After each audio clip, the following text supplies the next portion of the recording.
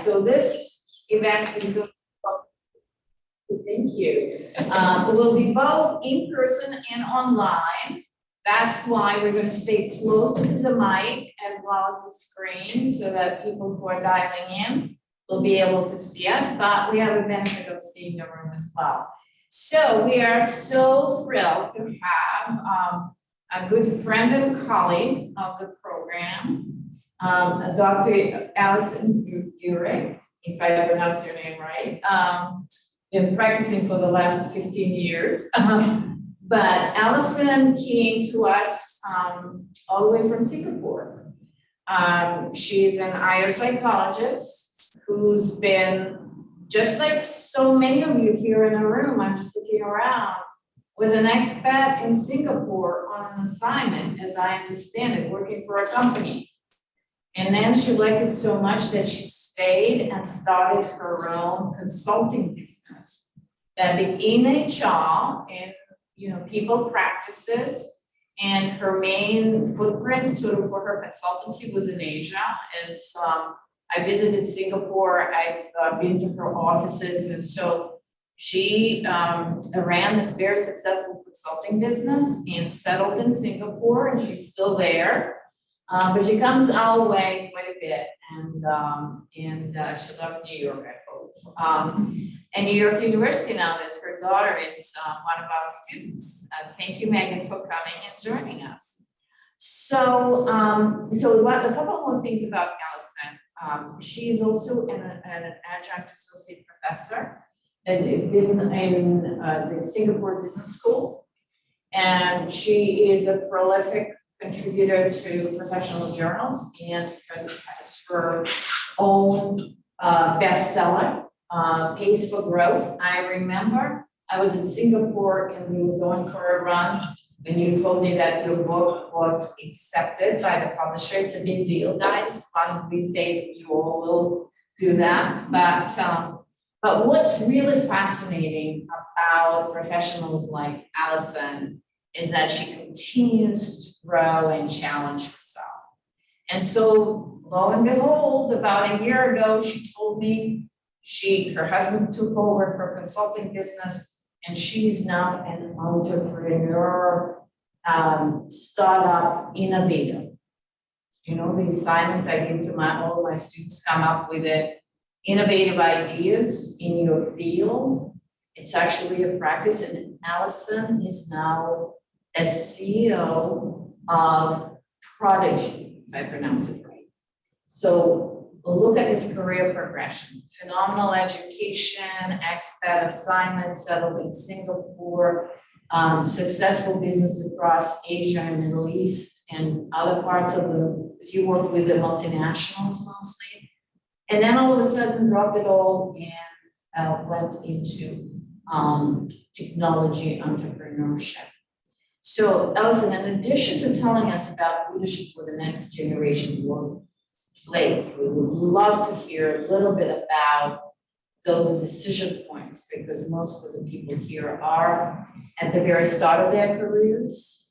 And even for those of us who are a little bit later on in the progression, but still have some hope for new and challenging things to do. So Allison, please, the stage is yours. Thank you.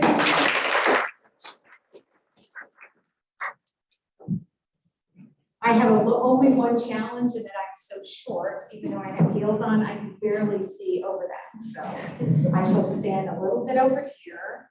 It's such a pleasure for me to be here and to be able to speak with you about a topic that I love, which is around leadership. Maybe before I do that, I will share just one reason why I started Produgie. And I'll tell you a secret. Produgie is a made-up word. Can anybody guess what it means?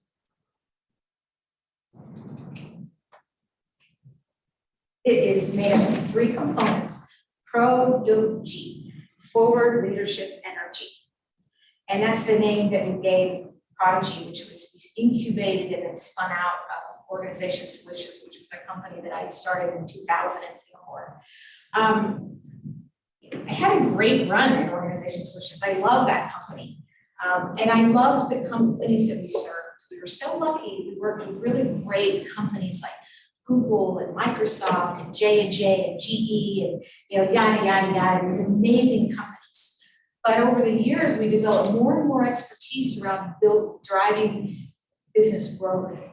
And smaller companies would come to us and say, can you help us? And I'd say, you can't afford us, I'm so sorry. And then if I liked them, I'd say, how much can I discount? I still couldn't discount a way to serve them. And then one day, this amazing man came to me. He wanted me to help him with his startup in Bangladesh, and I loved his vision of what he was doing. And he said, Allison, I want to buy services from Organization Solutions. I'm like, Afif, you cannot afford that. And let me give you a grant. So I gave him a grant of like $80,000 to buy our services back. Then what I learned was it wasn't just the money. It was about the product itself. That different companies had a different need, and that the delivery actually had to be different if we were going to lower the price point. So it led me to say, well, how can we leverage data and technology that allows us to deliver our services, professional services in a way that's just radically more inclusive? I think all of you know, if you look at coaching services are typically given to like 2% of the population in a company. And maybe with technology, it's to maybe 10%, or leadership development, HICO programs. These are such elite programs. And I wanted to do different. I wanted to do something different in my life, in my third phase. So I want to be able to use data and technology so we can just be radically inclusive. And I want to empower inclusive growth. So that was what led me in an insane way at my age to do a tech startup, which is called Produgie. And I'm now walking in the valley of death. Just so you know, I've raised seed money and I'm pre-Series A. And I'll be raising Series A next year. 95% of companies die in the valley of death. But I don't plan to. And so I hope that you'll be on this journey with me. And angels come in many forms. You may not invest in Produgie, but you can help us along the way. All right, let me talk with you a little bit about leadership for the next generation workforce. And I'm going to talk with you a little bit about what Produgie is doing. Now, I just want you to know that I want you to feel free to just speak out and say anything at any time. You don't have to wait to the end. I doubt I can say much about the future workforce that you've not heard, right? I feel like there's very little new stuff out there, but I think it's useful for us to recap some things that we know or we think we know, right? For one, we know that the world outside is not helping businesses in many ways, right? We are hitting headwinds. Who would have known a year ago we would be in war? Who would have known a year ago we'd be actually thinking, is China going to take Taiwan? Right? Like we never would have thought that. Now we're starting to go, wow, who would have thought we would be saying, hey, are we going to have enough meat for the world? People starving because we can't get food.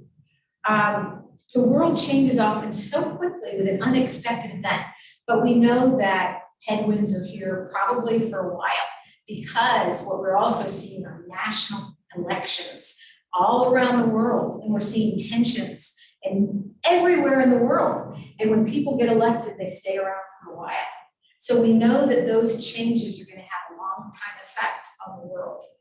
May not be a one that makes it easier for us. Maybe the next 10 years will be harder for us than the last 10 years. We know that technology and the desire for decarbonization is driving massive changes in businesses. We see so many new business models being introduced and a proliferation of new types of businesses that are even, it used to be unheard of that we'd have a big company spinning out a small company. Now, so many companies have their own venture arm, and you see massive startup communities in every part of the world, right? It's not just San Francisco. Every major part of the world has incubators, accelerators, and startup communities. So this is changing how we compete. I remember a company telling me they do the employment of record for companies that are expanding out of the United States. They said, a decade ago, we had like 3 competitors, now we have 23, right? So that's changing how people compete. I'm very sad to say that in spite of an amazing amount of effort and education and money being spent, all we continue to do is see increased turnover and declining engagement. Isn't it true? We don't see improvements in this. So there's things that are happening. There's something that's happening in the relationship that people have with their employers and their expectations for work, along with massive sociological issues. Remember speaking at LEC last week, which is a spin-off of PSYOP, and they talked about a pandemic of loneliness. I think that we're experiencing changes in society that are making people want more from work at the same time they're getting less. So we're really seeing things changing in how people think about their relationship at work and what they want and what they can get. So the world has never needed leadership more than we need it now. And yet, in spite of spending more and more money, the gap is not bridged. In fact, if you go to any survey, it'll be in the top 3. Go to any group of people and say, any group of CEOs, say, what are you worried about? They'll say succession, leadership, these capabilities we just don't have. So it's like, what's wrong, right? Why is it that we're spending more and more? The industry of leadership development, leadership training, coaching, do you know how big it is? It's like $400 billion a year. It is a massive, it's like more than a GDP of many nations. The world spends an awful lot of money, and yet the gap is not bridged. Okay, little trivia for you. Did you know that the world also spends that amount of money certifying machines? Isn't that an interesting trivia? But I think it's interesting that we spend all that much money certifying machines, but actually we don't certify leaders. Isn't that interesting? Like the only thing we do is we give them a test. We say, did you attend a class? So that's a little thing I think is interesting. How do you define leadership? What is leadership to you? Diversity, inclusion. So diversity, inclusion, okay? That would be something a leader would do, right? What else? What is leadership? Inspiring followers. Okay, so getting people to follow you. Yeah, so, and getting lots of them in a more inclusive way. It's interesting, often in an organization, you say, what is leadership? And they'll pull out a model. This is our model of leadership. I always start with a very basic thing. Leadership is about driving collective effort to succeed. And whether that collective effort, if it's a nation, or if it's a business, or if it's a family, whatever that unit is, leadership is about driving collective effort to succeed. And what Produgie is about is ensuring that organizations of all sizes can build and activate leadership throughout the organization. Because leadership is action, not position. And I don't buy for a second that leadership and management are different things. I think every manager needs to be a leader, and many leaders are not in management positions. So I fundamentally believe, my point of view, is that we need leadership muscles everywhere, and we can never have too much of it. And that good leaders also can be good followers too. Okay, so the next generation, I believe, is here. We're seeing it already. We're seeing signs that the workplace is changing. It ain't gonna go back. Yeah, we're arguing about should we go back 3 days a week or 4 days, or it's gonna be flexible. But I can remember having those conversations 30 years ago, just so from some perspective. In fact, I can still remember implementing the 480 schedule when I was in the oil business. That was a long time ago. So we're definitely gonna have the continued change. What I would like to do is just share a little bit about what we're doing with Produgie to try to address the need for an abundance of leadership, which is really the huge problem that we're trying to help the world solve. I'm going to show you a little video. We're a startup, so lower your expectations. It's not Netflix, but this was our first attempt to try to tell in like 90 seconds what is Produgie. Okay?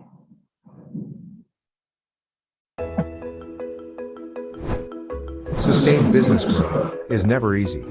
Every day, employees' jobs become a tiny bit more challenging as your business grows or accelerates change. Your leaders and teams need to grow and deliver faster, but are busier than ever. Your business faces I'm so sorry. We didn't practice that one. All right. Sorry about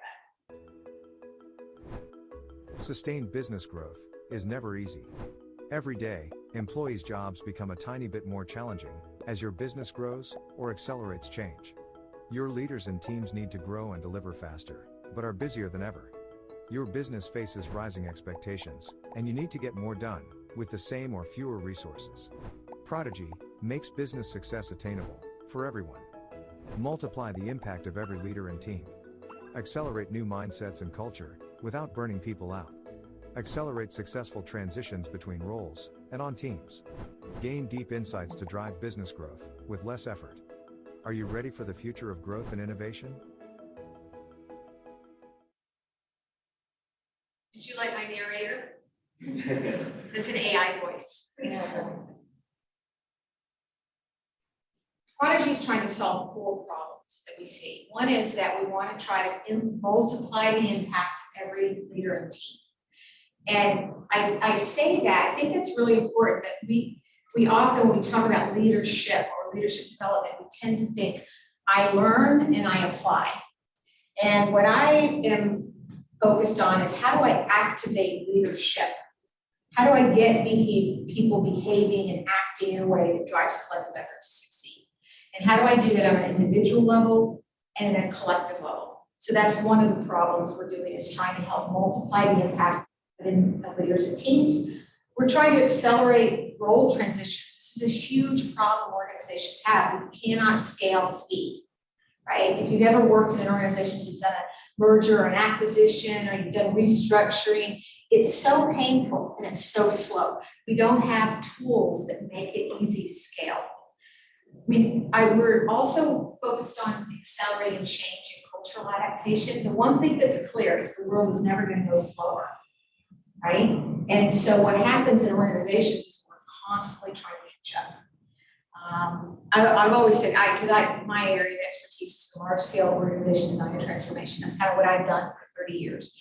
And the thing that I find more and more is this just sheer exhaustion of people from trying to make change, right? So many other times it fails, and we just roll out more. And so often it's because we can't make the shifts in mindsets, capabilities, and culture fast enough for the pace that's required. And as an offset, then we want to be able to get insights that give us, that help us manage talent. All right, so those are some of the four problems that we're trying to solve. What Produgie is doing is delivering premium services as affordable, configurable, finished products, which is a little bit crazy. Call me crazy. We're selling our product for $16 to $22 per user per month, which is a little bit unheard of. I've been spending that much at Starbucks every day here in New York. But that's what we need. 70% of companies spend less than $700 per employee a year.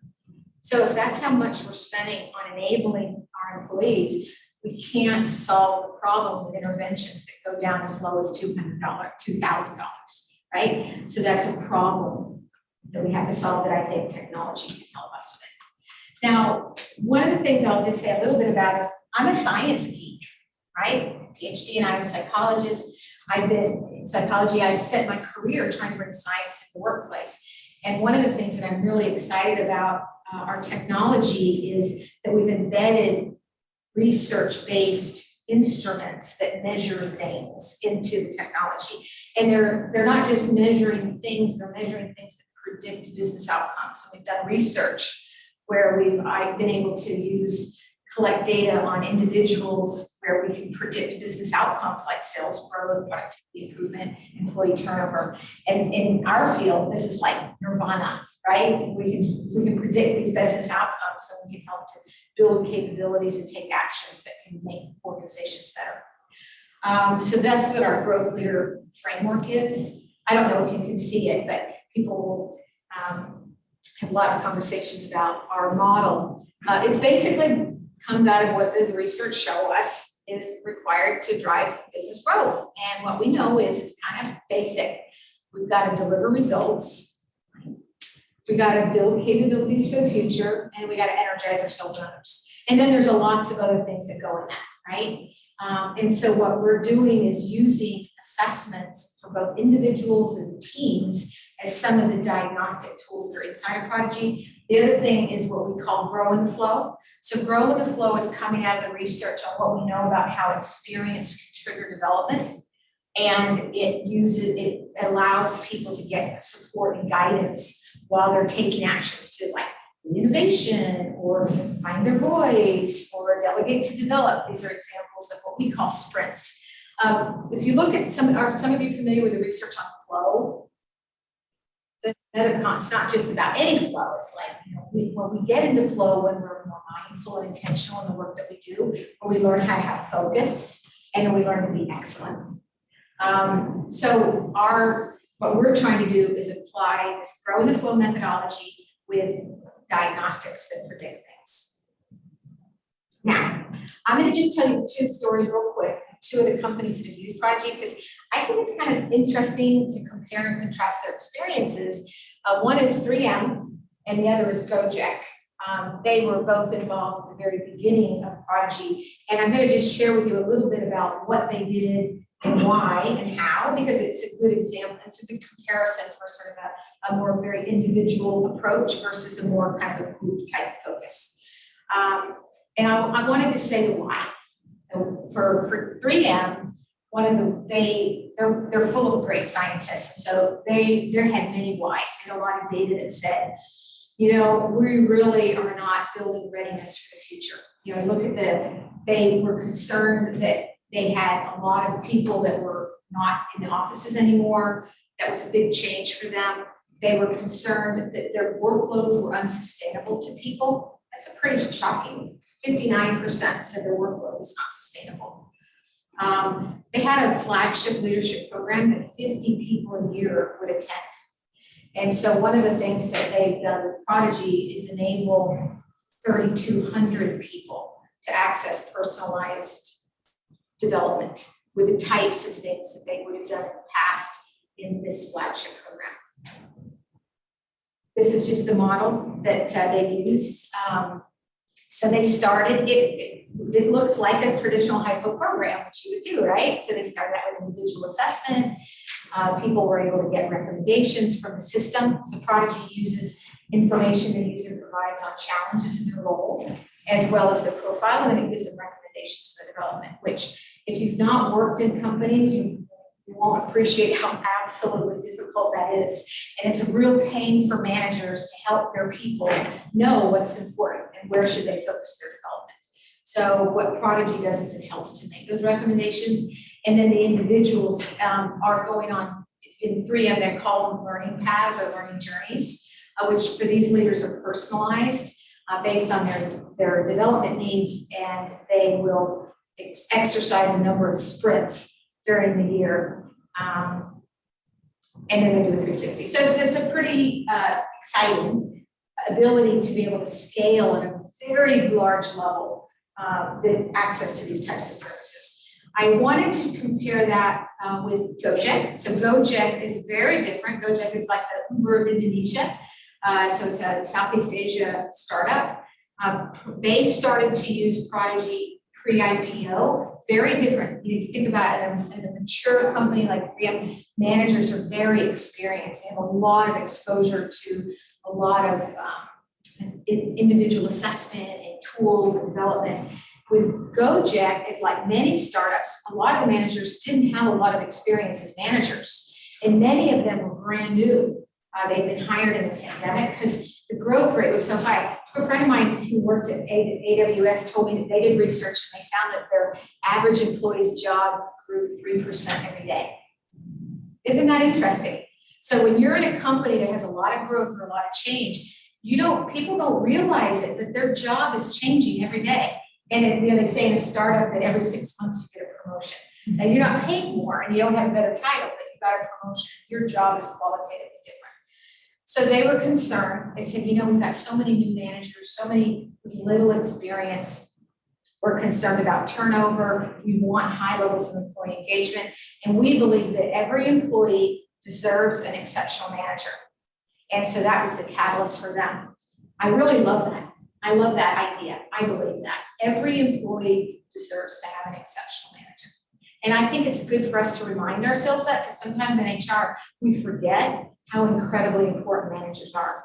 In fact, I just saw a little study by Gallup that they just released where they said that they found that 70% of the variability in employee engagement could be explained by a manager. Very significant.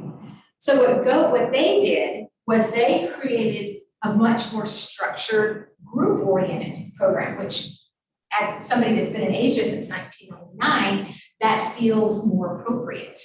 And so the problem they had to solve was how do we do this en masse and have these people, they wanted to embed it into their existing programs. And so what they did was they had events where the people would attend and they would learn about assessment.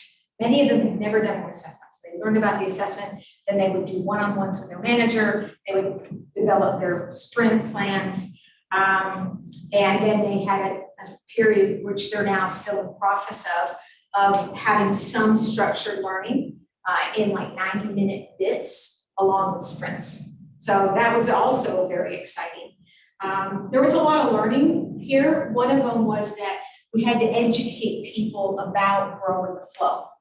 And, when I think about in my own career, I've spent years doing work with managing coaches and working with people using experience as a tool for development, but it is not natural for most of us. We tend to think, I go to school, I learn, I acquire knowledge, I apply it. That's the model that we have. And experience, what we know from research on experiences, there's 4 characteristics that have to be true. We have to have insight, we have to have challenge, we have to have feedback, and we have to have practice. And I love to say that. I mean, has anyone here ever run the New York Marathon?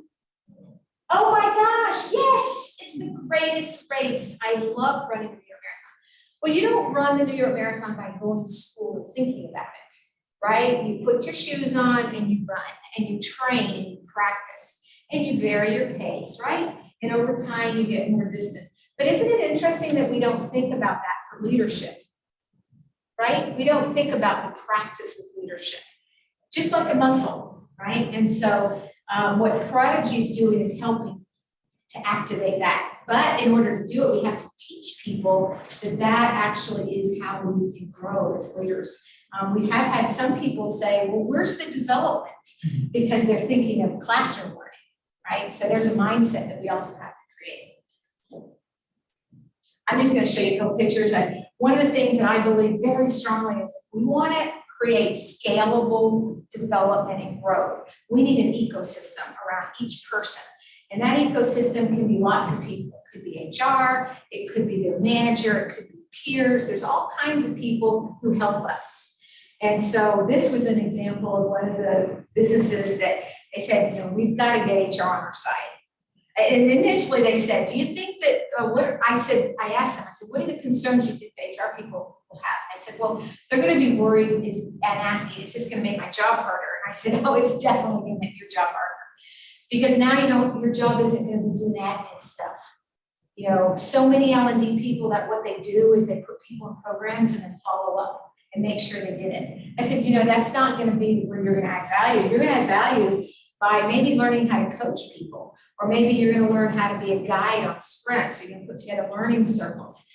So they did, at first I think they were a little bit kind of scared, but then I think that was exciting, right? So technology doesn't necessarily make our job easier. What it can do is it can get rid of some of the junk so that we can be doing things that actually are more fulfilling and interesting.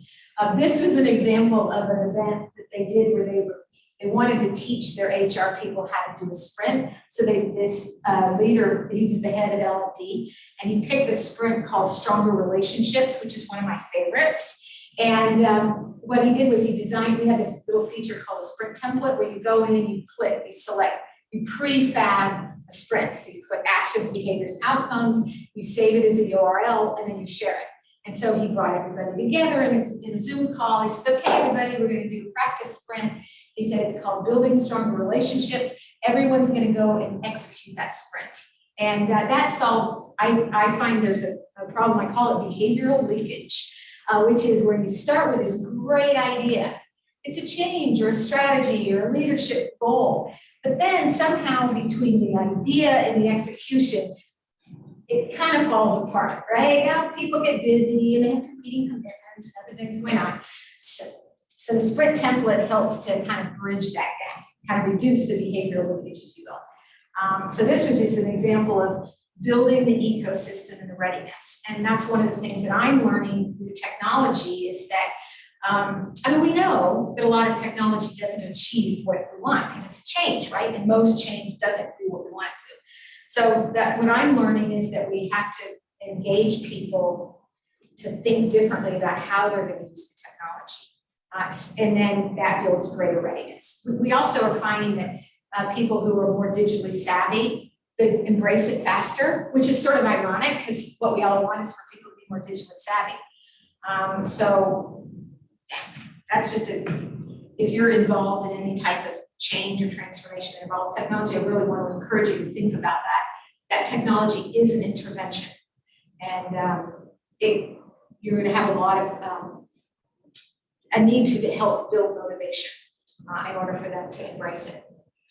This is one, I am a big fan of routines. Anna mentioned my book very kindly, Pacing for Growth. And one of the things I talked about in my book is the different rules of intelligent restraint. And one of them was routines beat strengths. And I am a big fan of routines. And if you want to create something sustainable in an organization, build a routine, build cadence, build a pattern of behavior that's replicable. This is one of my favorite routines in Produgie. It's a final review. So it's an act of doing a review at the end. This is me with one of my engineers. I do skip level reviews with my engineers, and he's a people manager. And so you can see us going through his after action review. I think this type of activities, I find it significant because it's also how you shape culture. So you think about how often managers are invisible to people.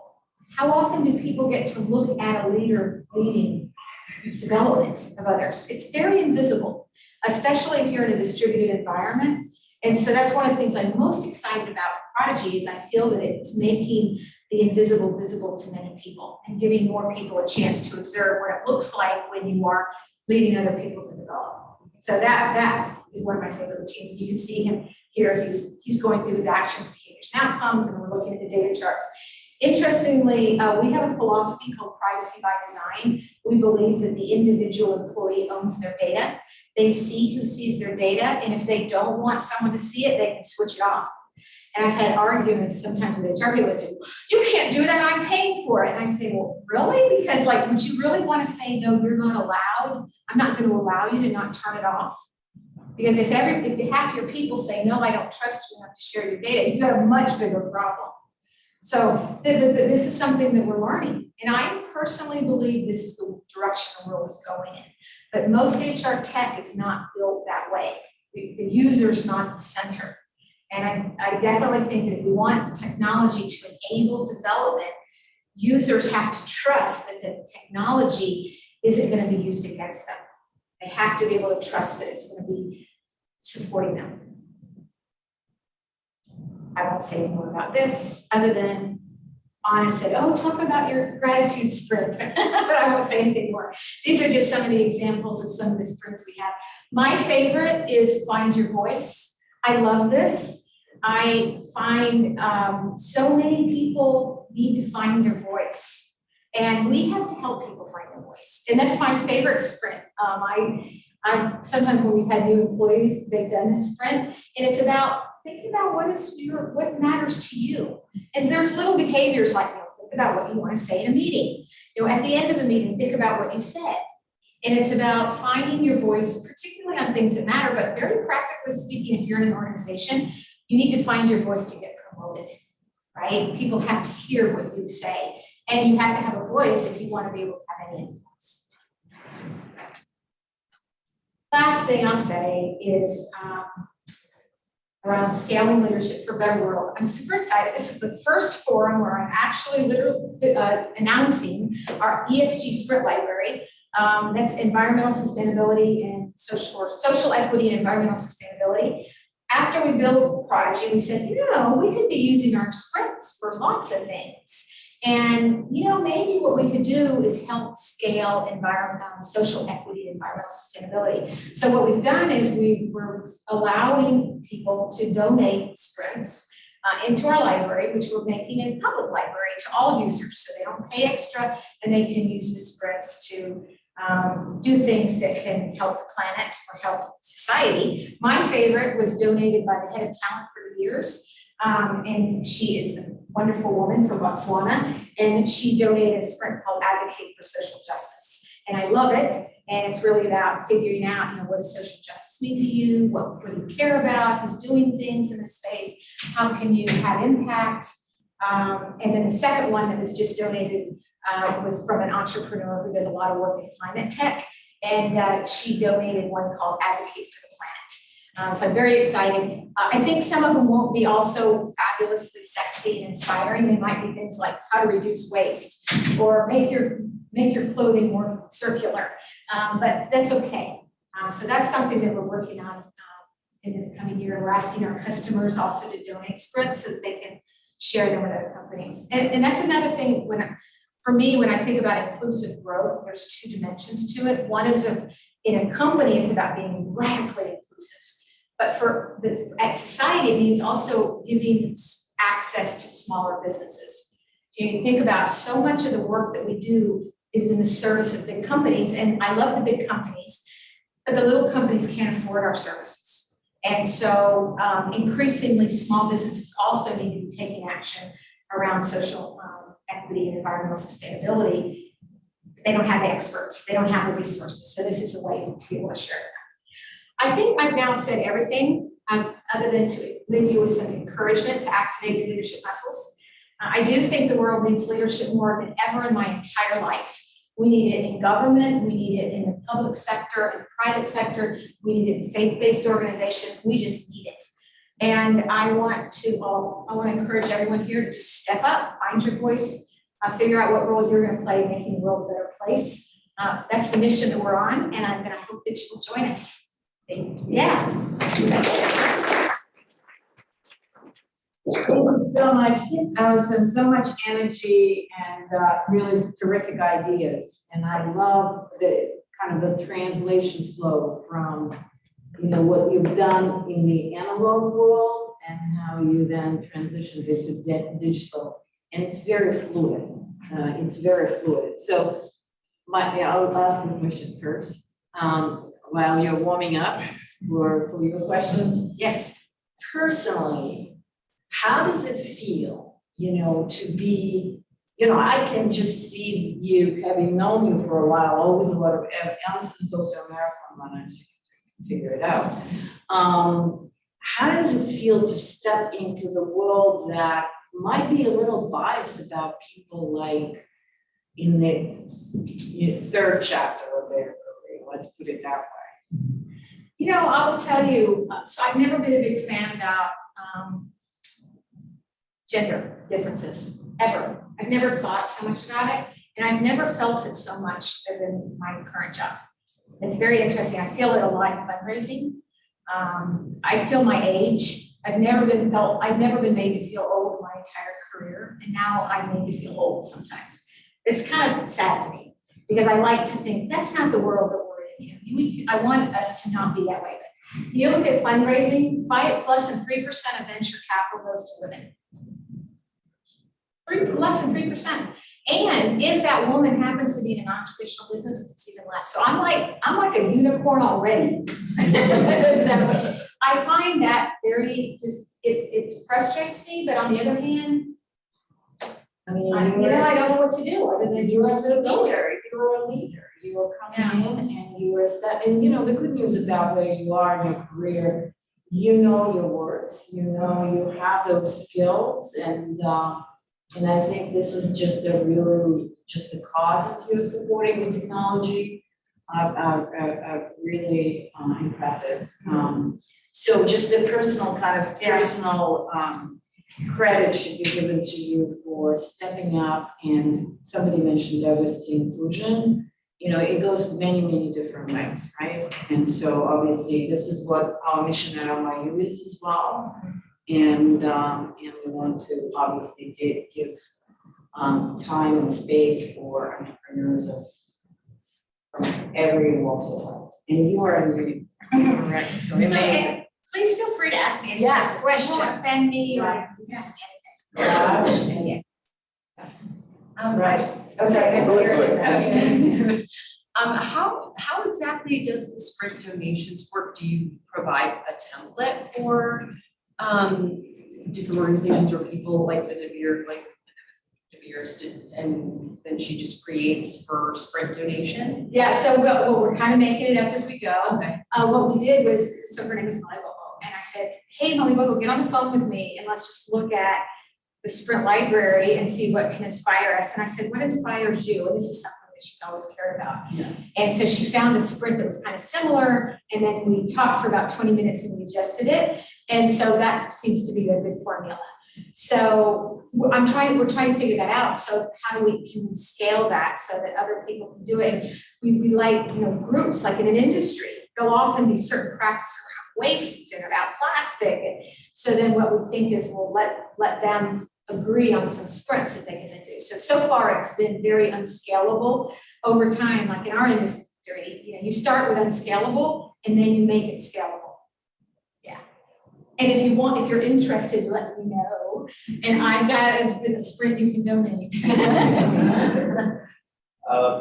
You mentioned about the uncertainties of the world and what the world is going through. So I wanted to understand what are your views when it comes to remote working, which is very prevalent nowadays in all the organizations.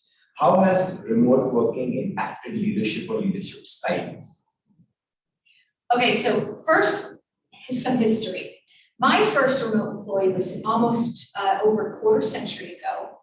And I was living in the United States and she was in Singapore.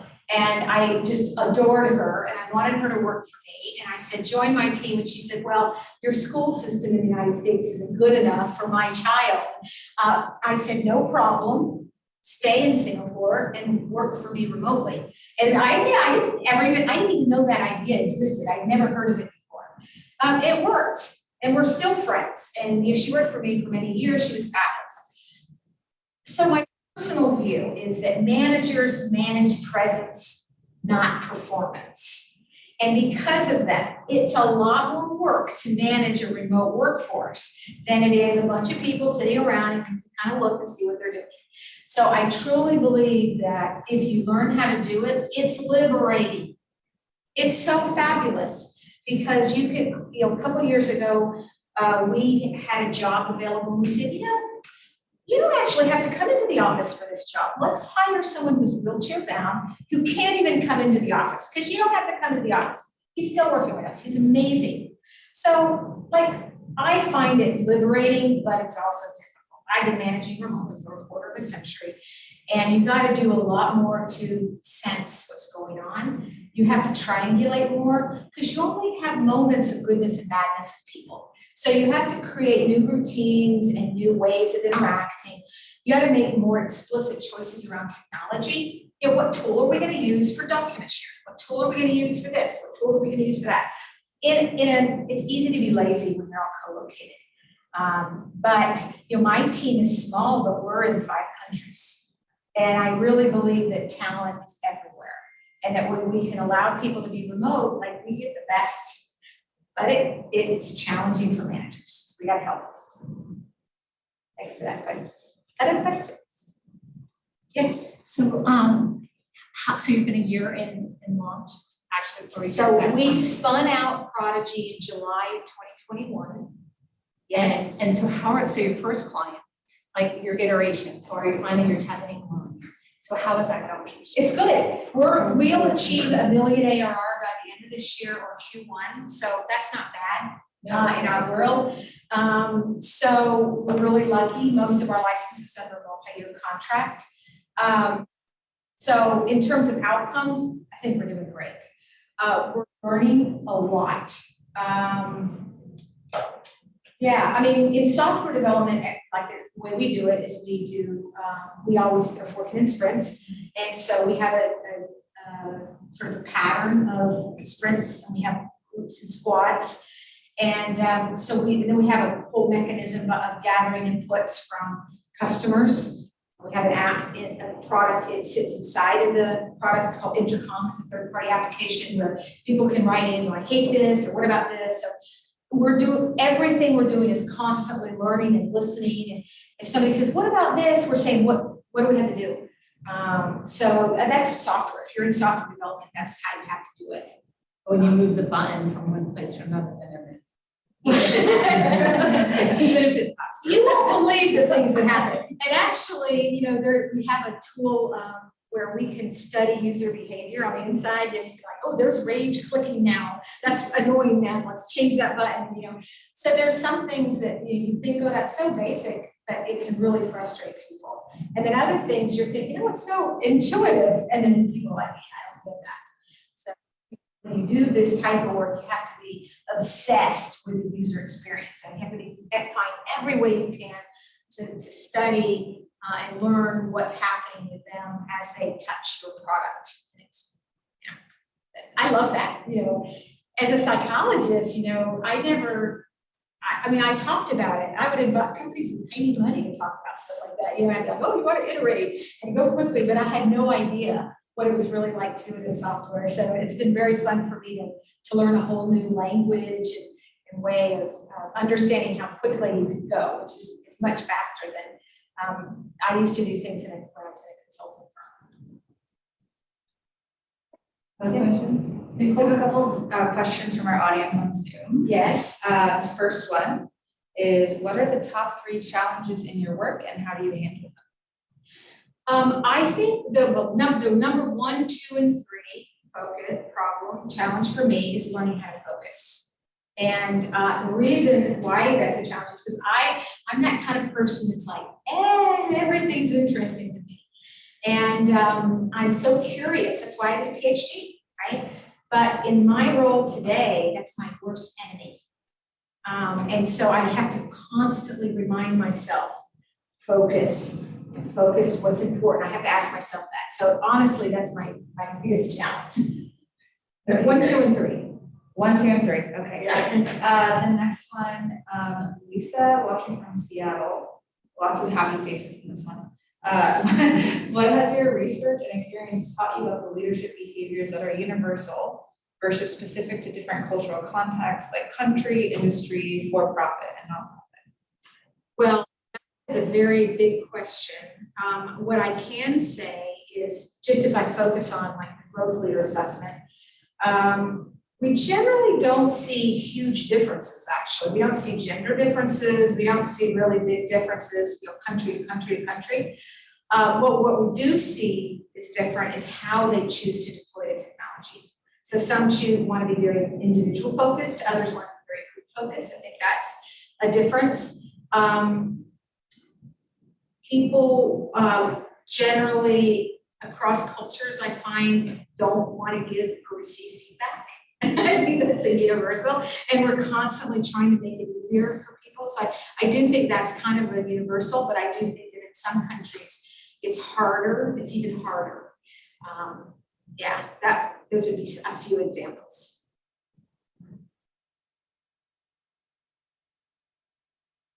That's it for Zoom for now. All right, thank you. Yes, just the final. Allison, what your recommendation will be for people who are just starting in the career, you know, kind of looking at this big world of opportunity, both kind of on the psychological level as well as maybe at a practical level? What could people do to create those opportunities down the road for themselves? Yeah, great question. So a couple thoughts. One is I would, if you haven't done it already, I think I would really want to encourage you to write down what is your vision for your life.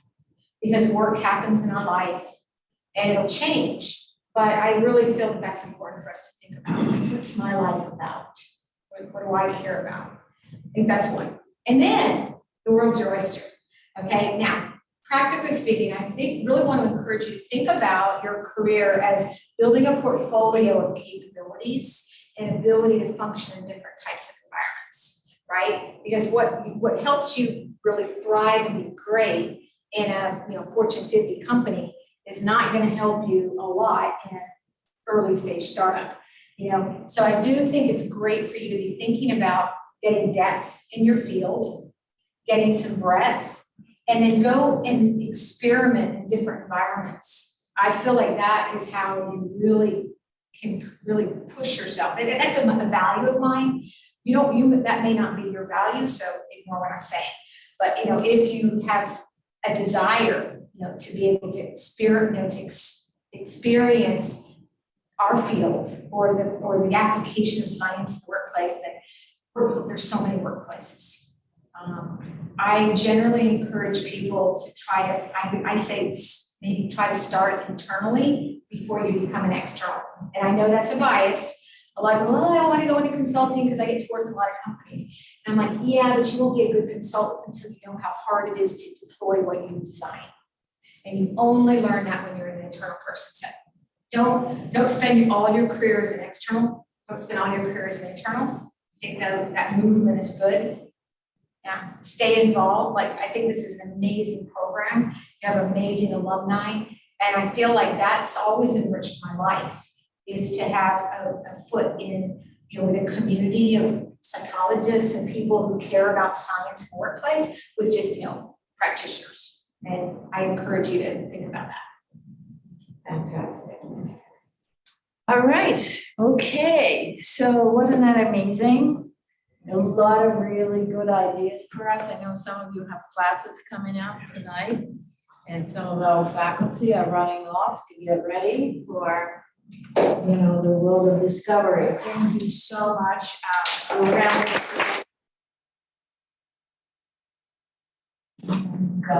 And we can find you on LinkedIn. Oh, I'm very discoverable. Very Very follow. Yes. Yeah. So Come stay visit us in Singapore. in touch. Yeah. Okay. Thank you all. Thank you. Thank you. Thank you. Yes, Shreya. Yeah, thank you.